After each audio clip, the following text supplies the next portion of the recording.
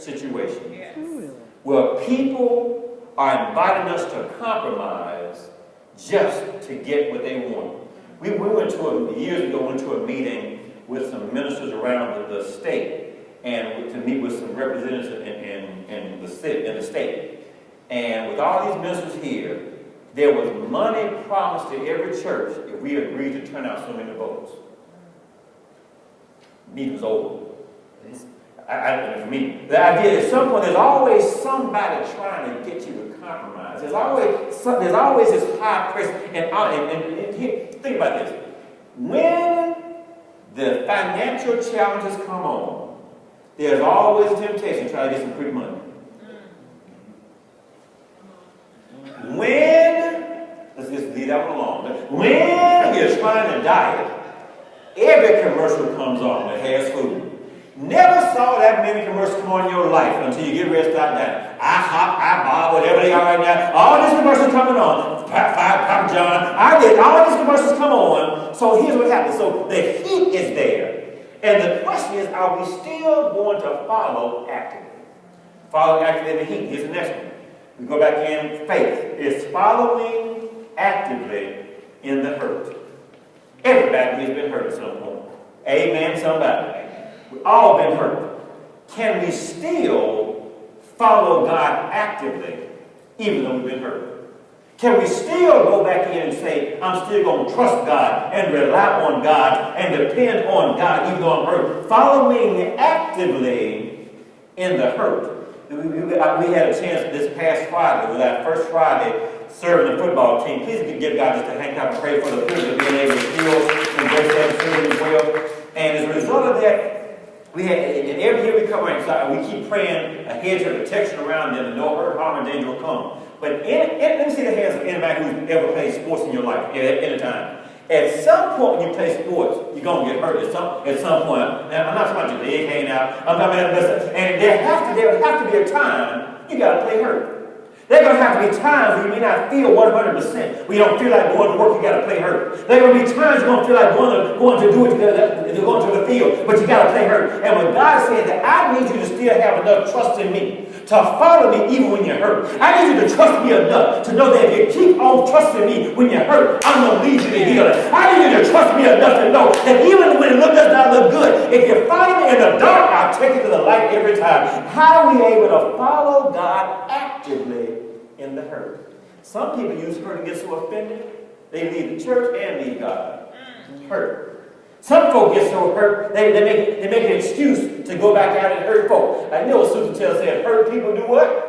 Hurt people. But now, at this point, we got to learn how to start following it actively when? Even in the hurt. Following actively in the what, first of all? Heat. The heat. It's a high pressure situation.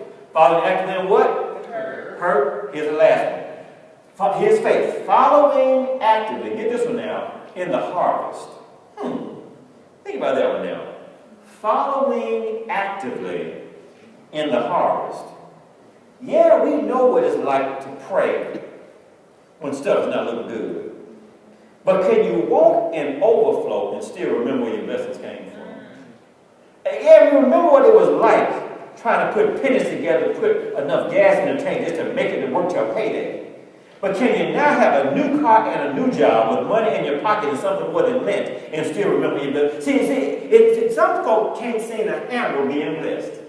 I mean, there are folk that were in church all the time when stuff happened, 9/11, all these other places. But as soon as they get away, and as soon as they start being more blessed, and as soon as they start being more prosperous, as soon as they forget all about God and think it was their degree, they think it was their pedigree, and now realize it was God. Can you trust God when you're up as much as you trust when you're down? Can you trust God on the mountain as much as you trust Him in the valley? Can you follow God even in the harvest? Yes. Because if we're faithful over a few things, yes, we can become ruler over many. Yes. Here's the point. You've seen those stories where folk have won all this money, all these lotteries and everything, and that not don't even tell you I had to go and told you to go play the lottery. But if they won all this, if they had bad spending habits before, when money comes in, they're going to still have bad spending habits, and just a matter of time it's going to go as well. At some point in the harvest, can I still go back in and trust and rely and depend on God? This is what we're trying to get right here. What? An invincible faith.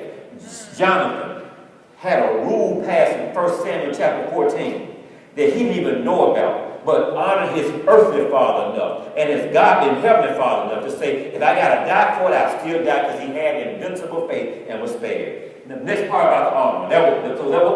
What part of the armor was that? Shield of faith. Shield of faith. This next part of it. The belt of truth. The belt of truth. The belt of truth. Men know what it's like. And that belt used to feel really well when it was a 34. And we became a 42, that thing was just stretching everywhere. So the belt does not lie. It's going to tell the truth. So the belt of truth. What do we do about this belt of truth here? This belt of truth. Well, they get a hammer trying to make some little holes in it. The belt of truth. The belt of truth. So now please write this down. This is one of your points on your outline. So today all we're looking at is the C and the I at the very end. So you've already done the INV and the INV. So we're talking about the CIBL. We'll do the BLE next week. I got another C for you and an I at this point. So please just write this down here. 1 Samuel 14:41. Jonathan, Saul says, show me the truth. What's the truth?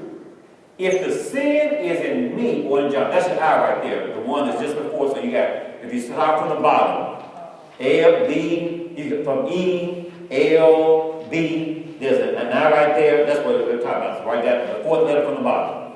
So it says right here, so Jonathan says, Saul says, show me the truth. If the sin is in me or Jonathan. If the sin is in me or Jonathan. The context of this is, when the message does a fabulous job about this, we go back in and see in just a moment what happened there. They recognized that someone had sinned. Saul is trying to find out, is it me or somebody in my house, or is it the army? And so when he's trying to say that at this point, show me revelation, show me the truth about whether if the sin is in me or Jonathan. Now that's saying we or Jonathan, it's not saying me or Jonathan. It's saying if we're on this side, the sin is with us, or the other part of the verse says if it's with the army. So here's the question I want to raise for you today. So let's write that down. We'll talk more about that, if not today, certainly Tuesday as well, the Bible or after the service today. If the sin is in me, so show me the truth, the better truth. If the sin is in me or Jonathan. So here's the question I raise for you right now. Is this statement true? The truth shall make you free. Is this statement true? The truth shall make you free. Question I'm raising again. Is this statement true? The truth shall make you free. If you say it's true, if it's true, raise your hand, please. If it's true. All right? Not true, raise your hand. Don't know. All right, so now let's be, okay, now remember we said before, in order to understand the content, we have to also always understand the what? Context.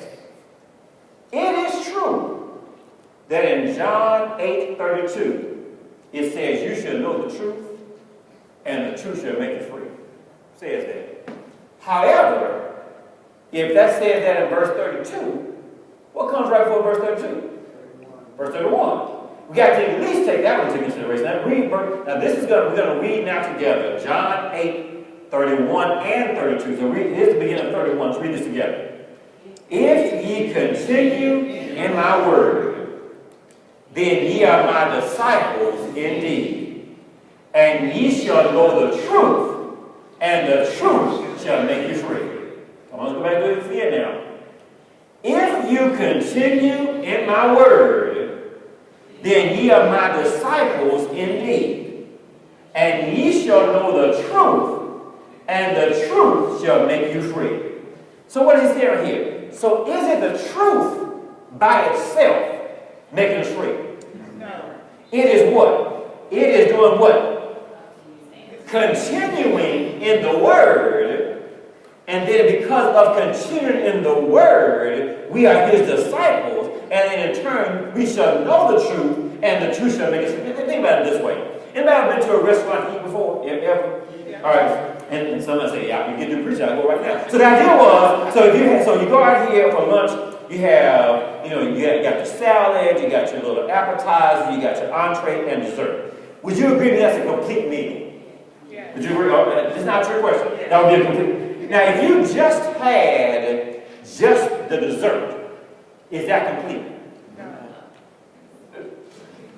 For me, it would be up there right now. No, but I get what I'm saying. But if in fact we agree that the salad, appetizer, entree, and dessert make everything complete, that's what we agree there. Yes. If I just have just the dessert, is that complete? No. If I just have just the entree, is that complete? No. If I just have the appetizer, I don't care which calamari is that complete? No. Because if I have to have everything, I got to have all these ingredients and all these components to make it complete. Now, what is in here? So what happens is, so knowing the truth is essential. But the truth in and of itself is not what's going to set us free.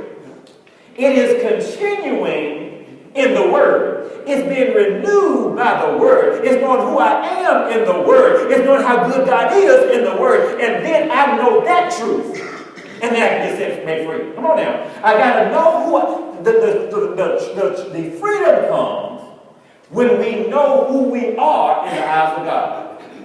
The freedom comes when we know what God has done for us through the Word. So if I continue in His Word and know I'm now redeemed, and now I'm the head and not the tail, I'm above and not beneath, I'm blessed and not cursed, then I can know the truth. Yeah. And the truth can make me free. Yeah. So just knowing the truth by itself is good, but it's just an appetizer.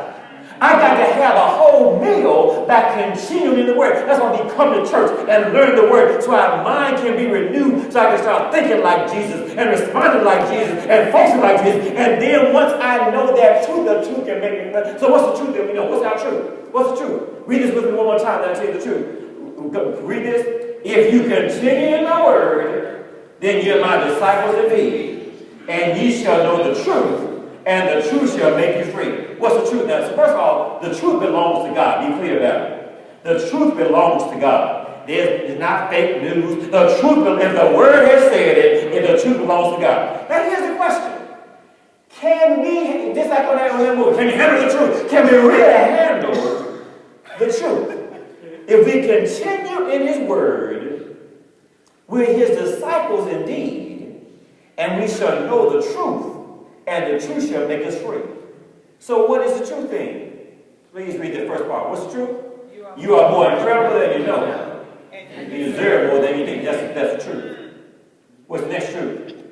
You are invaluable to God. That's the truth. What's the next one? Now I am invincible. That's the truth. The only way to get to this point is to continue in the Word. Because if I continue in the Word, I can embrace the fact I'm incredible. If I continue in the Word, I can embrace the fact I'm invaluable. If I continue in the Word, I can embrace the fact that I'm invincible. But that only comes by continuing in the Word. You can't be a CME Christian. Christmas, Mother's Day, and Easter. You guys that are being continuously in the Word. If you continue in my Word, always in my Word, digesting my Word, meditating on my Word, you're going to be my disciples, my followers. And you're going to know this truth about who you are. And the truth will set you free from what the world says. The truth will set you free about what your past says. Oh, help me, Holy Ghost. The truth will set you free about what people say. You will know the truth about who you are, regardless of who's around you. To say, no, I am invincible. And no, I am at this point invaluable. And I know I am incredible because I serve an incredible God. Yes. Please read this right now. If you tell the truth, it becomes part of your past. If you lie, it becomes part of your future. Y'all know growing up how we had to try to keep a little lies straight in our mind, and forget we told this lie, told this person this lie. So the idea is part of our past, if we tell the truth. But the lie always becomes part of the future. Now please get this right here. People can't change the truth. I don't care how many Twitter accounts you get. Can't change the truth. You know your truth was not big as Obama's. So anyway, so the idea, but the truth can change people. Get that down. People can't change the truth. But what? Keep going? The truth. The truth about how much God loves us can change folks. The truth about that we are redeemed can change folks. The truth about we are valuable to God and incredible and invincible can change people. Now what are we saying here? But it's all about our what? Mindset matters.